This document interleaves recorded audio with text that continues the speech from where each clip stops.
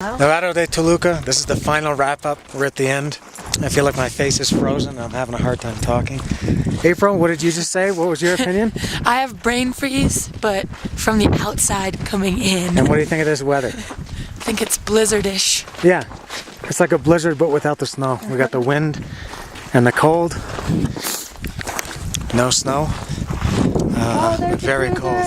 Hey, there's the car. It is. That car looks pretty good. Here's the oasis. We've been going for how long now? Let me check the timer. 6 hours? I don't know, yeah, I think close to 6 hours. So we're almost back at the base.